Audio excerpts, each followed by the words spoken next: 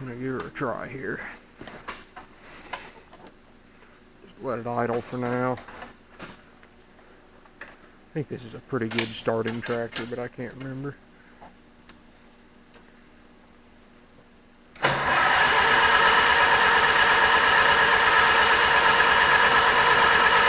Now I'm gonna... What the heck's that noise? The fan blade's hitting something. I'll come back to you in a second.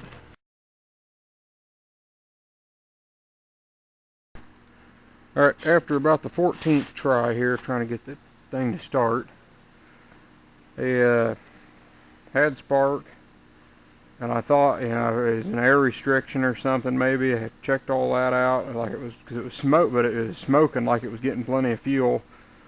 But then I realized it was actually firing it on the exhaust stroke. But I knew I had the camshaft right and everything. So then, I remember there's two of these H's in the neighborhood. They both got belly mowers on them that I work on. They're two different farmers that I work on them for, or that I do equipment work for, and they've each got an H. And the other H, this is number, well, what it was, this was the number one cylinder. 1342 was the firing order. And now, but it's how this one was. But the other one, the number one spark plug wire is here. It goes 1, 3, 4, 2. And so what I ended up doing is I just flip-flopped these wires half over from what they were, and it took right off then. And I think what happened was I unbolted these 4 bolts, and I'd put a paint mark on it just so that it was in the right position, so it was just easier just to line it back up whenever I put it back on. But it had gotten turned from laying there. When I went to spin it to get it on right, I turned it 1 full revolution, and it got the rotor in there 180 degrees off from what it was to start with. So all I did is switch the wires. It's not going to hurt anything. But that's what the problem was. Now, oil pressure comes up right away.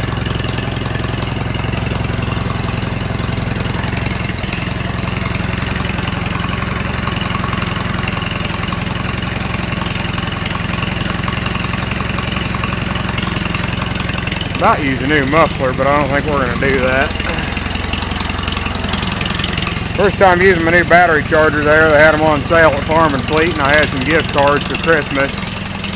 We didn't have a good battery charger out here. All we have is like the little crappy 50 amp ones, and that was a 200 amp, so that helps that out quite a bit.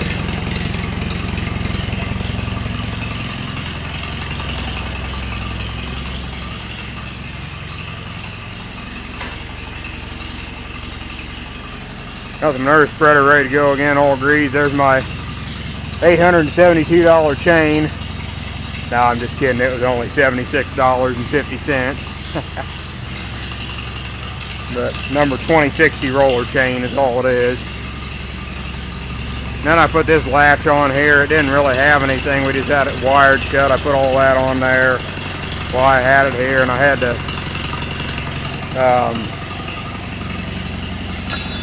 I also went over and I put a bearing here instead of a bushing. It had just a bushing. I put the bearing, and then I put a bearing here because there was a bushing here, but it was all sloppy. And what was happening when this arm would pull up to turn this gear, it would, if I was going too slow, it would just lift the shaft and never move the manure to the back, because it'd never be twisting it. It'd just be going up and down. And that's what caused it to get a big old slug and break that chain there back in December. So now that shaft's good and tight, and it'll work a lot better now. So hopefully later in the week here I'll get spreading some manure.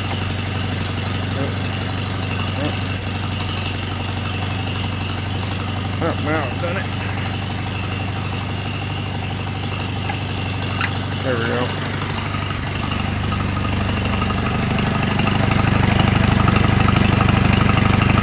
Sounds a lot better though. I'll take her outside and run it and make sure everything's going to work like it's supposed to.